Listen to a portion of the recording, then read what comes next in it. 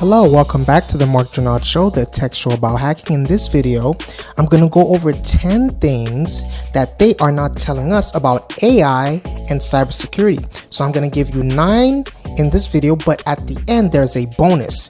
These are the secrets. These are the hidden dangerous items that AI poses in the cybersecurity sphere that will affect our lives. So without further ado, let's get right into it. We're going dark. So this is not in particular order. Number 1, spam. Defenders have been using machine learning to detect for decades, right? They've been using machine learning to detect spam for decades, says Fernando, analyst from Omdima. Spam prevention is the best initial use case for machine learning, he says. If the spam filter used provides reasons for why an email message did not go through or generates a score for some kind, then the attacker can use it to modify their behavior. They'd be using the legitimate tool to make their own attacks more successful. If you submit stuff often enough, you can reconstruct what the model was, and then you can fine-tune your attack to bypass this model, Fernando says. It's not just spam filters that are vulnerable. Any security vendor that provides a score or some other output could potentially be abused, Fernando said. Not all of them have this problem, but if you're not careful, they'll have a useful output that someone can use for malicious purposes. Number 2, better phishing emails. Attackers aren't just using machine learning security tools to test if their messages can get past spam filters. They're also using machine learning to create those emails in the first place, says Adam, who's an EY partner, Technology Consulting. They're advertising the sale of these services on criminal forums. They're using them to generate better phishing emails, to generate fake personas to drive fraud campaigns. These services are specifically being advertised as using machine learning, and it's probably not just marketing. The proof is in the pudding, Malone says. They're definitely better. Machine learning allows attackers to customize the phishing emails in creative ways so that they don't show up all emails and are optimized to trigger engagement and clicks. They do not stop at just the text of the email. AI can be used to generate realistic looking photos, social media profiles, and other materials to make the communication seem as legitimate as possible. Number 3, better password guessing. Criminals are using also machine learning to get better at guessing passwords, says Malone. We've seen evidence of that based on the frequency and success rates of password guessing engines, he says. Criminals are building better dictionaries and to hack stolen hashes. They're also using machine learning to identify security controls, Malone says, so they can make fewer attempts and guess better passwords and increase the chances that they'll successfully gain access to a system. Number 4, deep fakes. The most frightening use of artificial intelligence are the deepfake tools that can generate video or audio that is hard to distinguish from the real human. Being able to simulate someone's voice or face is very useful against humans, says Fernando. If someone is pretending to sound like me, you might fall for it. In fact, a couple of high-profile cases have been made public over the last couple of years in which faked audio cost companies hundreds of thousands or even millions of dollars. People have been getting phone calls from their boss that were fake, says Murat, professor of computer science at the University of Texas. More commonly, scammers are using AI to generate realistic looking photos, user profiles, and phishing emails to make their messages seem more believable. It's big business, according to the FBI. Business email compromise scams led to more than $43 billion in losses since 2016. Last fall, there were media reports of a bank in Hong Kong duped into transferring $35 million to a criminal gang because of a bank official received a call from a company director with whom he'd spoken before. He recognized the voice, so he authorized the transfer. Number 5, neutralizing off-the-shelf security tools.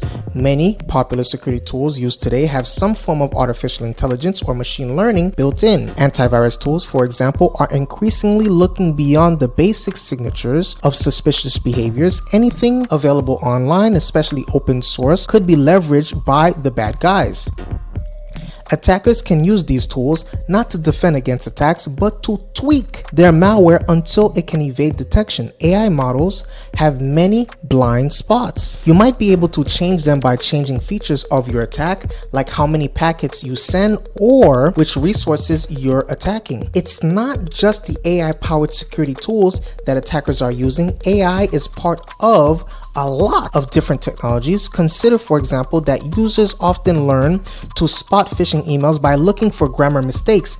AI-powered grammar checkers like Grammarly can help attackers improve their writing. Number 6, reconnaissance. Machine learning can be used for reconnaissance so that attackers can look at their target's traffic patterns, defenses, and potential vulnerabilities. This isn't an easy thing to do, so it's not likely to be something that the average cybercriminal would engage in. You do need some skill sets to use AI, right? So I believe that it would be advanced state actors who will use these techniques. However, if at some point the technology is commercialized and provided as a service through the criminal underground, then it might become a widely accessible, right? It could also happen if a nation-state threat actor developed a particular tool kit that used machine learning and released it to the criminal community, right? But the cyber criminals would still need some understanding of what the machine learning app was doing and how to harness it effectively, which creates a barrier to entry. Number 7, autonomous agents. If the enterprise notices that it's under attack and shuts off internet access to affected systems, then malware might not be able to connect back to its command and control servers for instructions. Attackers might want to come up with an intelligent model that will stay even if they can't direct control for longer persistence, right? But for regular cybercrime, I believe that wouldn't be super important. Number 8, AI poisoning. An attacker can trick a machine learning model by feeding it new information. The adversary manipulates the training data set, says Alexei, right? Senior research associate at Global Risk Institute. For example, they intentionally bypass it and then the machine learns the wrong way. For example, a hijacked user account can log into a system every day at 2 a.m. to do innocuous work, making the system think that there's nothing suspicious about working at 2 a.m. and reduce the security hoops the user has to jump through. This is similar to how Microsoft's Tay chatbot was taught to be a racist in 2016. The same approach can be used to teach a system that a particular type of malware is safe or a particular bot behaviors are completely normal. Number 9, AI fuzzing. Legitimate software developers and penetration testers use fuzzing software to generate random sample inputs in an attempt to crash an application or find a vulnerability. The souped up versions of this software use machine learning to generate the inputs in a more focused, organized way, prioritizing, say, text strings most likely to cause problems. That makes the fuzzing tools more useful to enterprises, but also deadly, right? More deadly in the hands of attackers. All these techniques are a reason why basic cybersecurity hygiene such as patching, anti-phishing education, and micro-segmentation continue to be vital. And it is one of the most important reasons why defense in depth is so important, says Forrester's Mellon. You need to put up multiple roadblocks, not just one thing that attackers end up using against you to their advantage. Number 10, here's the bonus, AI terrorism. Similarly, there may be a new AI-enabled form of terrorism to deal with, from the expansion of autonomous drones and the introduction of robotic swarms to remote attacks or the delivery of disease through nanorobots. Our law enforcement and defense organizations will need to adjust to the potential threat these present. It will take time and extensive human reasoning to determine the best way to prepare for a future with even more artificial intelligence applications to ensure that even though there is a potential for adverse impacts with its further adoption, it is minimized as much as possible. As is the case with any disruptive event, these aren't easy situations to solve, but as long as we still have humans involved in determining solutions, we will be able to take advantage of the many benefits of artificial intelligence while reducing and mitigating the negative impacts. So those were the 10 bonus. What do you think? Do you think there's something I missed out? Do you think there are better ones? Please let me know in the comment section below. Please hit the subscribe button. Please hit the notification bell. Please share the content. Also, stay safe. Hack Pack. See you next time. Hack Pack. Hey. All right.